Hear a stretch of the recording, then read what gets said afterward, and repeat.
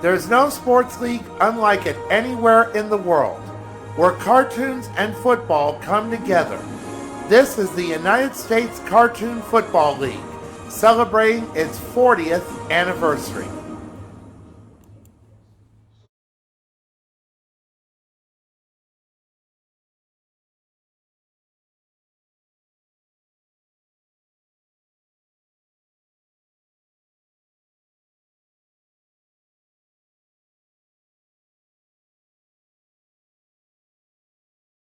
Let's get ready to rumble!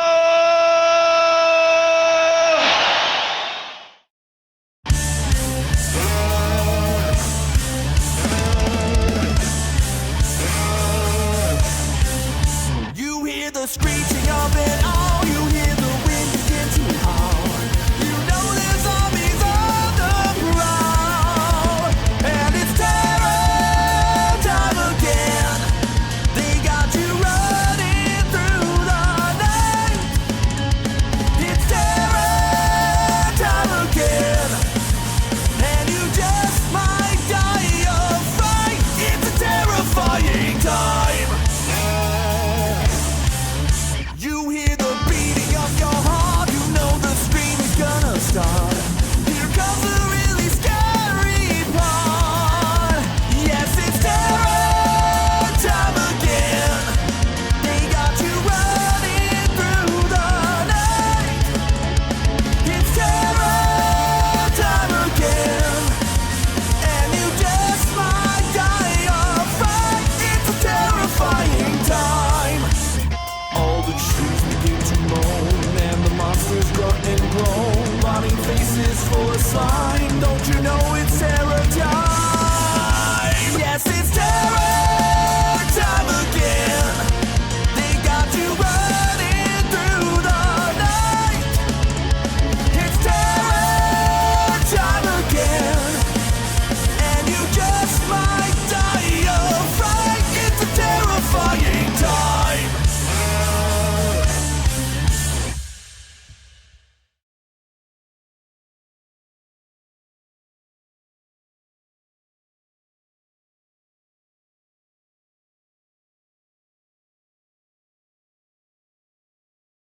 Hey, look, fellas. If Daphne were wearing the same dress, you couldn't tell the three of them apart. Yeah, like you were triplets. Except Daphne's hair is her own. Who knows whose hair Shirley and mine is? Or was? Happy Halloween, cartoon and football fans, and especially fans of Scooby-Doo. This is Robbie Graham of the USCFL Network welcoming you to a special halftime feature that pits Scooby-Doo episodes made before the year 2000 against Scooby-Doo episodes made after the year 2000. We are now halfway through this competition, and we are doing a special bonus round for Halloween. Once again, here's how this competition works. All 5 Mystery Inc. characters must appear in each episode.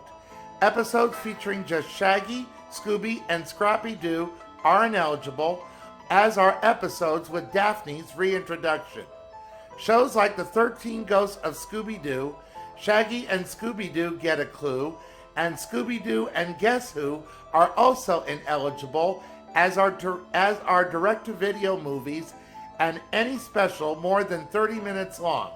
The 8 intros you saw in the beginning of this video are eligible.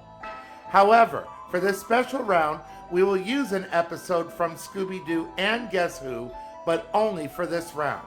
As we go into this special halftime round, Scooby-Doo A2K leads Scooby-Doo B2K again by the score of 55-53. After we take a brief pause, we will begin this special round. We'll be right back.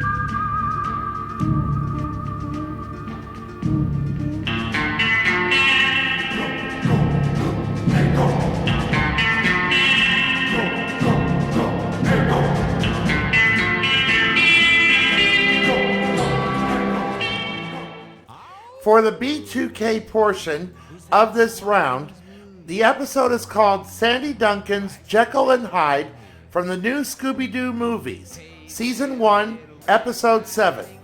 This round doesn't get more similar. In 1972, Sandy Duncan was 26 years old but was already an established actress and comedian.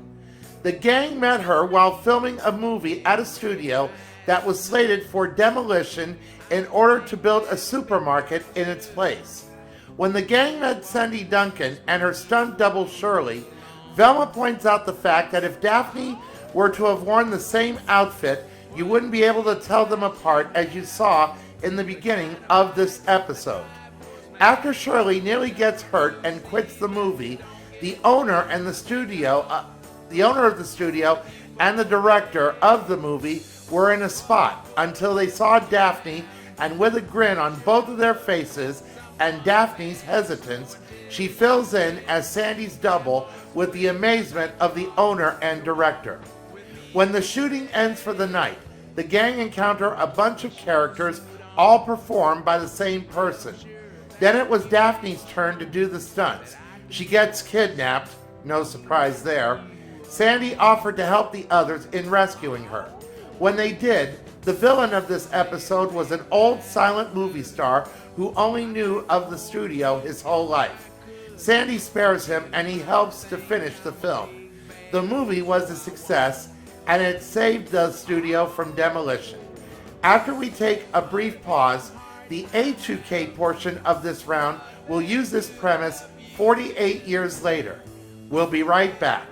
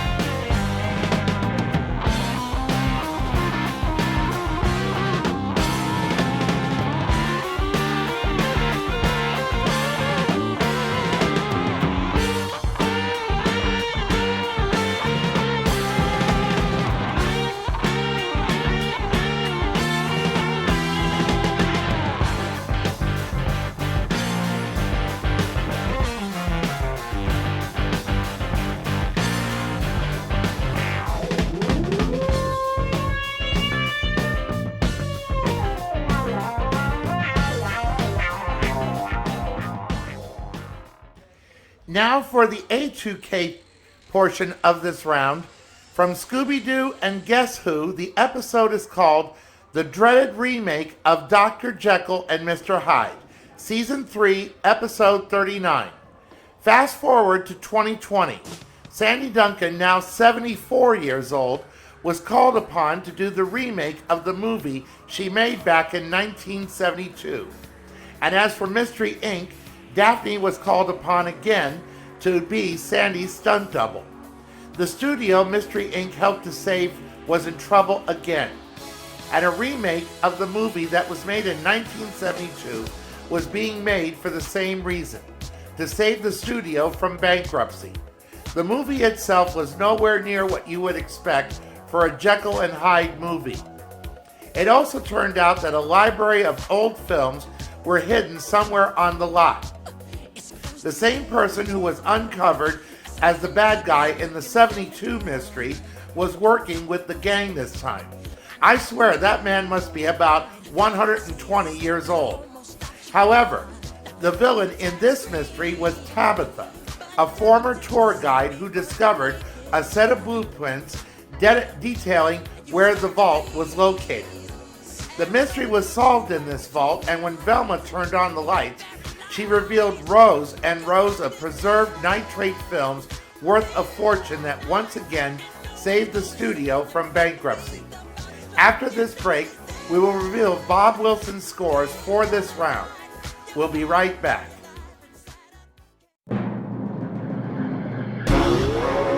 Yeah, Becky G, the Monster Remix.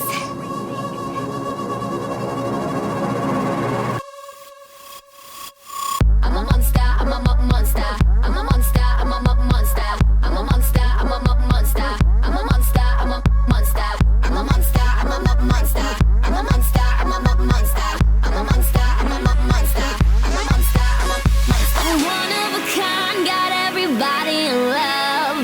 Don't have to try, I just do what I does. Don't have to tell me, I already know. They all want me. Yo, I run this, I smash it. Like my bass real hard, bombastic. Speed race, baby, I'm a lot faster. Cause trouble, never listen to my master. New Benzo, black from Malaysia. Can't drive, but my mama don't care, yeah. To the top, I'ma take it to the ceiling. Now the scores for this round. For the 1972 mystery with Sandy Duncan, Mr. Wilson gives it a 7. In his words, this is a classic episode that hit all the right notes, and one of my personal favorites. Like I said before, everyone has a favorite, and this episode was one of the first to achieve USCFL all-time status. For the 2020 mystery with Sandy Duncan, Mr. Wilson said that it was a simpler story, and he gives it a 6. After halftime, the score is now Scooby-Doo A2K 61, Scooby-Doo B2K 60. Bob will be back on All Hallows Eve to start the third quarter and the second half of this competition. Until then, this is Robbie Graham of the USCFL Network, once again wishing you a happy and safe Halloween. Eat the candy and don't drink the Clorox. Take care and stay safe. More trouble. Not more, worse. Where are we going to find another stunt girl and stand in for Sandy? Boy, that's a tough one. Oh, no, not me.